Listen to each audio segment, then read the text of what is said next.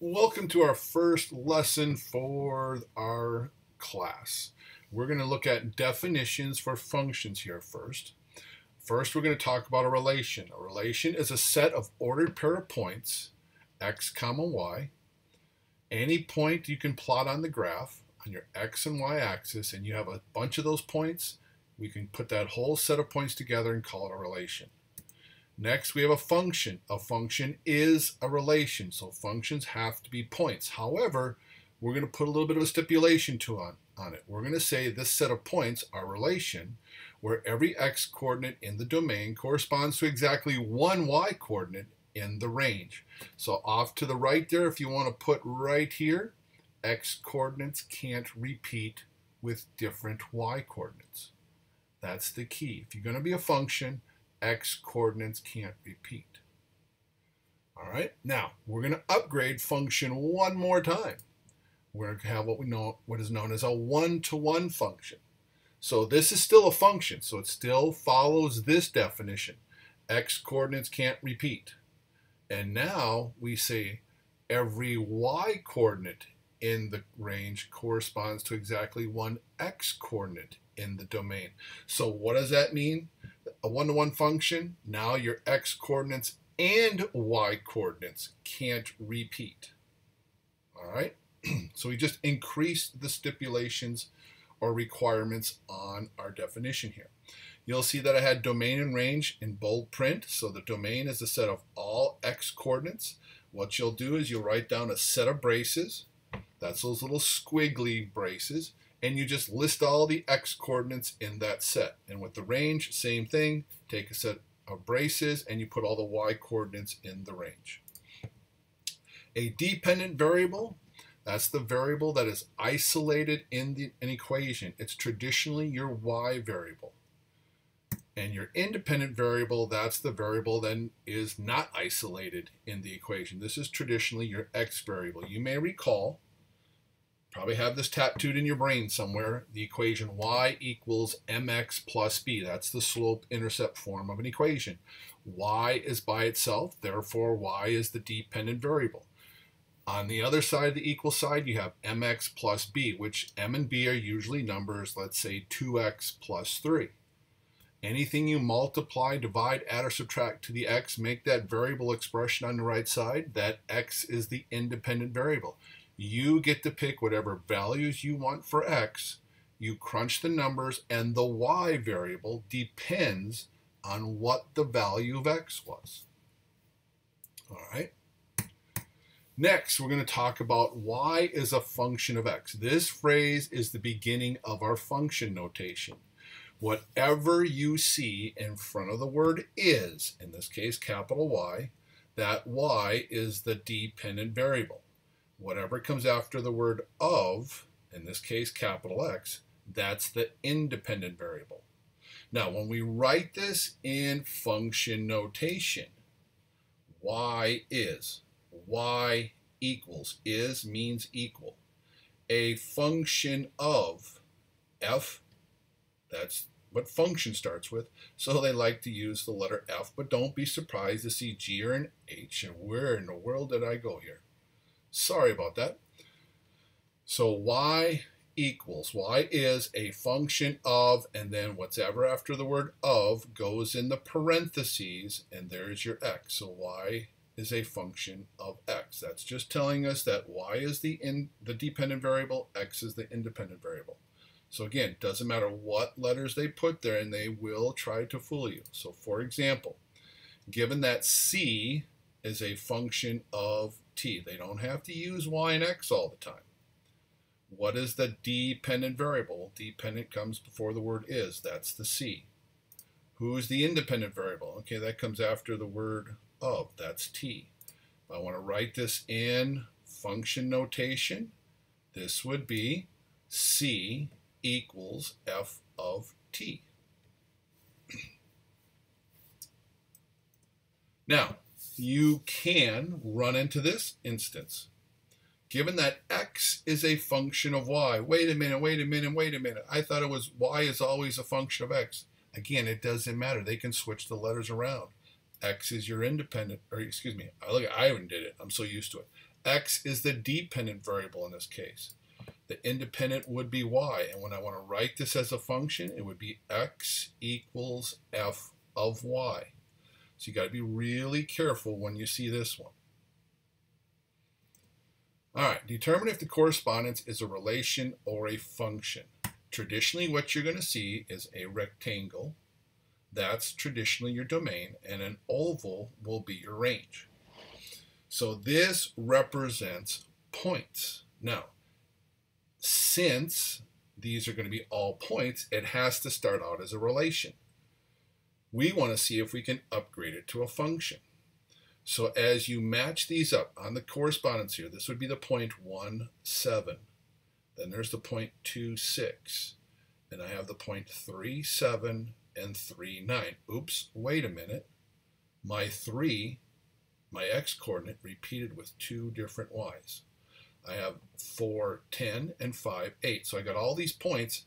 It's a relation, but because the 3 repeated twice, it's going to stay a relation and I can't upgrade it to a function. Next example, here we have 1, 2, 3, 4, 5. We have arrows coming off of every number in the domain, and they're all corresponding to a different y. So this is the point 1, 6, 2, 10, 3, 7, 4, 9, 5, 8. All these x's were used only once. They matched up with just one y. That is a function. Now, I have literally heard instructors say this, and what they're doing is they made some assumptions thinking that they're always working with a relation. They'll say, oh, you just have to look at the domain, and if you see one arrow coming off of every number, then it's a function. Well, no, you got to look at the big picture. It's got to start out as a relation first. So if you saw this example, well, here's my domain, one arrow coming off of each x-coordinate. Oh, that's a function. No, it's not. You have the point 1, 7, 2, 6, 3, 8, 4, 10. What x-coordinate is corresponding to the y-coordinate of 9? Nobody. Well, wait a minute. If there's no x-coordinate corresponding to that 9, you don't even have a point. There's a non-existent point here. And if I don't have a point, I don't have a relation. So this would be neither. So again, you just can't look at the domain and say, oh, there's one arrow coming off of every number. That's not always true. You got to look at the big picture. Okay?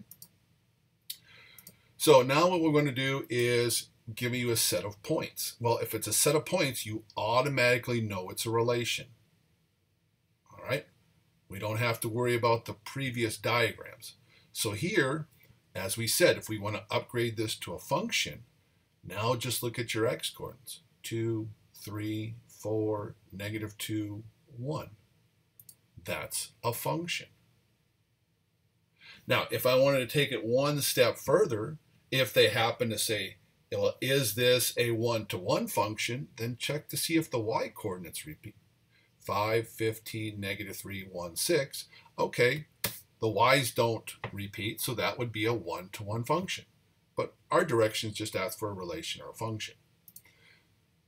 All right, my next set of points, look at my x's. 1, 2, 3, -2, 1. Whoa, wait a minute. 1, comma, +3, 1, comma, -3. All right? This is not going to be upgraded to a function. It's going to stay a relation. Now keep in mind, even though the y-coordinates did not repeat, that does not make it a one-to-one function, because in order to be a one-to-one function, you must first be a function to then be upgraded to a one-to-one function. So because we're stuck in a relation, that's it. We can't go any further. Those x-coordinates repeated with a different y-coordinate. All right, next is how to write equations as a function. And most authors of all books are going to do the following. They're always going to look at the easy equation. And they're going to say, oh, if you can take an equation and solve it for y, then it will become a function, because you'll have y equals, Y is a function of, and then on the right-hand side of your equation will be your variable expression with an x in it. So when they give you the x and y, or all the variables on one side of the equation, that's called implicit form. And we can solve this for y. We just subtract the 2x over, and we get the y by itself. And once the y is by itself, you can replace it with function notation, and it's 1 minus 2x. And when you get one variable by itself, then the equation is called an explicit form. And once you have it in explicit form, or you can use implicit form, it doesn't matter, either one will work. If you were asked to find the value of y, given that x is equal to -5, we could go to this explicit form, which would be the easiest to do, and substitute -5 in for x, and now it's -2 times -5. So -2 times -5 would be a positive 10. So 1 plus 10 is 11, and I found the y value. So in other words, because this was a function, this would be the point -5 comma 11. And we can do this in reverse.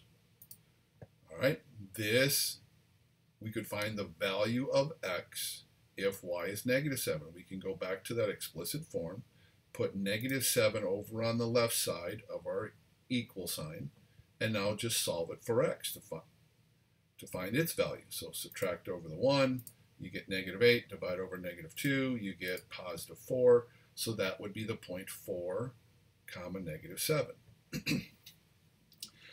Now, like I said earlier, since the authors like to do easy equations when asked if an equation is a function, what you're going to find very annoying is that if you work the things out the author's way, you might do a bunch of work and realize, hey, I can't solve this for y. Well, to me, that's inefficient. You did work and you got nothing to show for it. So what I want to do is give you the 2 golden rules for when your equation cannot be a function. Okay, so this is for when it's not a function. Number 1, if there is any y variable anywhere in the equation, left side, right side, raised to an even power, inside parentheses, outside parentheses, I don't care where, a y raised to an even power cannot be a function. When you solve that for y, you'll have to generate more than one equation. And number 2, if y is located in absolute value bars, it is not a function. All right, so y cannot be in absolute value bars. Y cannot be raised to an even power. If they are, they're not a function. So I encourage you to look at the big picture. Find your y variables. If I'm raised to the 1st power, the 3rd power, the 5th power, the 7th power, in other words, an odd power, it's a function and you can solve for y. Because if it was y cubed, once I get y cubed by itself, you just take the cube root of both sides. And you got y by itself. Okay? If you see y in absolute value bars, if you see y raised to an even power, declare it not a function. Find that choice in the homework and move on. So, for example, here's y to the 1st power. If you want to put a 1 there, fine. It's an odd power, you can solve for y. We can turn this into a function notation. Subtract over the x cubed. So y is by itself. Then they'll probably ask you to use some function notation like f of x, g of x, or h of x. In this case, I'm asking you to use g of x, so you take out the y, replace it with g of x. There's the function. If you were given this equation, x squared plus y squared equals 4, don't try to solve it for y. Y is raised to an even power, 2, 4, 6, 8, 10. Don't try to solve it. It's not a function. Move on to the next problem. Okay, and that wraps up our first video. Trying to keep these videos short but quick so you can always replay them to listen to them again.